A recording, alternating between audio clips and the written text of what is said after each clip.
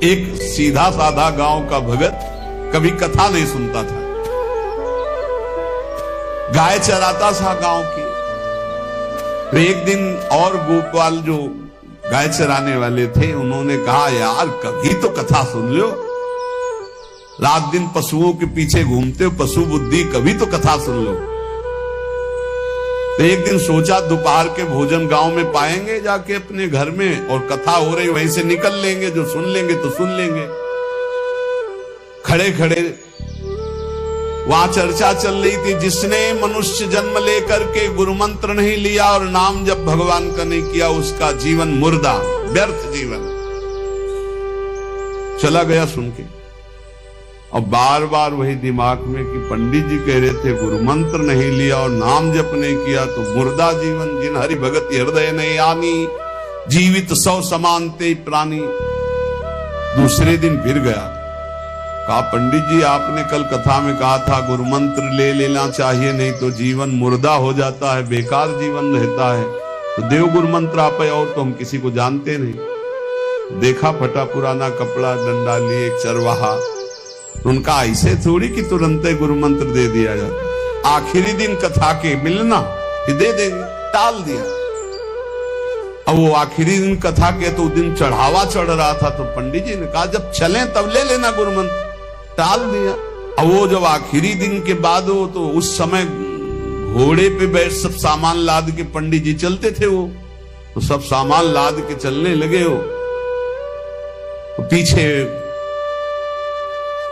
पंडित जी आप जो कह रहे थे कि गुरु मंत्र देंगे, आप गुरु मंत्र दे दीजिए। पंडित जी रबड़ी पवाई गई थी, घोड़े से उतरे, घोड़ा एक भगत के हाथ खड़ा किया और लोटा लिया और भागे, क्योंकि सोच लगी थी। अब वो भगत किसान आदमी, गांव का गंवार आदमी पीछे लगे, पंडित जी अरे गुरु मंत्र दे दो, कितने दिन से टहला रहे हो आप। अरे उनका प्यार मतलब सोच का पैसा, तू तो गुरु मंत्र की बात कर। अब वो पीछे लगा कि अब हम नहीं जाने वाले, आपने सब सामान लाद ली थी, भगवान की कृपा कहो कि आपको सोच लगी आई, नहीं तो आप हमको तो गुरु मंत्र ही नहीं देते, हम आपको नाम पर विश्वास की बात। पंडित जी तो दत्त गपोचन, जय गुरुदेव, जय गुरु। वो दबकाए है दत्त गपोचन, एकदम मूर्ख आदमी, तो सोच तो। वो प्रणाम कर लिया, जय गुरुदेव, दत्त गपोचन, दत्त गपोचन। जपना न राधा न कृष्ण न राम न हरि। घर आया, बोले आज से गाय चराना बंद। बोले क्यों? बोले गुरु मंत्र मिल गया, अब हम भजन करेंगे, हमारा जीवन मुर्दा नहीं रहेगा, अब जीवन सार्थक रहेगा। और मेहनत करने वाला आदमी, गाय चराने वाला आदमी, अब शुरू हो गया बैठ के धत गपोचन, धत गपोचन। अब इसमें न कोई भगवान नाम है, न कोई मंत्र है, न प्रणव है, न नमो नमः, कुछ नहीं। गांव के लोग, घर के लोग बोले कि यार 50 गाय चराता था, पता नहीं कौन सा हम लोगों का पाप उदय हुआ कि कह दिया कि कथा सुन लेना। अब वो गाय चराना भी छोड़ दिया, गपोचन शुरू हो गया। अब उसकी ऐसी लगन लगी, सहज सरल भोले जो होते हैं ना, लालजू महाराज बड़े बड़े मुनियों के ध्यान में नहीं आने वाले, बड़े विनोदी। रुक्मिणी जी से कहा तैयार हो, भगत के दर्शन करने चलना है।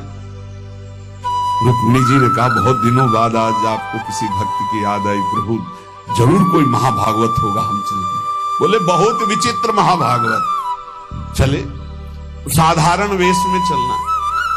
जब गांव में गए, उस भगवान तो सर्वज्ञ ही है, उसके घर के दरवाजे में बैठ गए और रुक्मिणी जी से कहा कि पहले तुम मिल के आओ भगत के, फिर हम मिलेंगे। रुक्मिणी जी ने कहा हाँ ये उत्तम बात है, पहले हम उनको दर्शन दे के और दर्शन करके आती है। आंख मूंदे से न खाना न पीना, धत गपोचन। रुक्मिणी जी ने कहा ये कौन सा नाम भगवान का, न विष्णु शास्त्र नाम में है, न गोपाल शास्त्र नाम में है, और कहीं हमने पढ़ा नहीं, ये कौन सा भजन कर रहा है। कहे किसका भजन कर रहे हो? चुप रहा। फिर किसका भजन कर? 2-3 बार तो गुस्सा के आंख खोला, देखा कोई स्त्री, तो बोले तुम्हारे खसम का भजन कर रहे हैं। और किसका कर रहे हैं? वो रुक्मिणी जी आ गई, बोले बहुत जानकार भगत है। प्रभु द्वारिकाधीश से कहा बहुत जानकार भगत है। बोले क्यों? बोले हमने कहा कि किसका भजन कर रहे हो, देखो हम इतना छुप के गई थी लेकिन वो पहचान गए, वो कह रहे तुम्हारे कसम का भजन कर रहे थे। अब भगवान ने कहा हाँ तभी तो हम आए भगत जोड़कर। बोले प्रभु आप दर्शन बाद में करना, जाके पहले हमारा प्रश्न बता दो, प्रश्न का उत्तर दे दो कि आपके विष्णु सहस्त्र नाम, गोपाल सहस्त्र नाम, बहुत से नाम हैं, ये नाम तो हमने कभी नहीं सुना। भगवान ने कहा ये नाम हमको तो बहुत प्यारा है। बोले आपको कब, मतलब ये कब कैसे नाम रखा गया? बोले बहुत प्यारा है, हमारा ब्रज का रखा हुआ नाम है, ब्रज में मैया ने रखा था। कैसे रखा था? बोले एक दिन मैं माखन चोरी कर रहा था, सखा के कांधे पर खड़ा हुआ, ऊपर माट में हाथ डालकर मक्खन पूरा ऐसे खाता जाता, सखा को पवाता जाता। इतने में मैया और गोपी जन आ गई। ए कन्हैया ये क्या कर रहा है? अब हमने देखा कि फंस गए। हमने कहा कि मैया हमें बहुत भूख लगी थी और देखा कि इसमें चींटी चढ़ी हुई है, तो हम चींटी निकाल रहे थे। तो बोले चींटी कैसे निकाल लेते? यहां पूरा हाथ सना हुआ है तुम्हारा चींटी। बोले अरे भैया तू बावरी, जब चींटी को ऐसे निकालने करते वो अंदर चली जाती तो खबो खबो के निकाला, इसलिए ऐसा इतना हाथ हो। बोले यहाँ मुंह में भी जब तुम्हारे मक्खन लगा, एक मक्खी बार बार उड़ रही थी तो हम ऐसे मारा तो पूरा मुंह में मक्खन लगा। भैया ने कहा धत गपोचन। बोले ये उस समय का नाम रखा हुआ है, मेरा बाल गोविंद में जब मैया ने रखा था मक्खन चोरी के समय उस। अब आप विचार करके देखो, भगवान का साक्षात्कार गुरु वचनों पर विश्वास होने पर साधारण शब्द बोला तो भगवान तो सर्वलोक महेश्वर सर्वज्ञ, उनके सब जैसे हर अक्षर में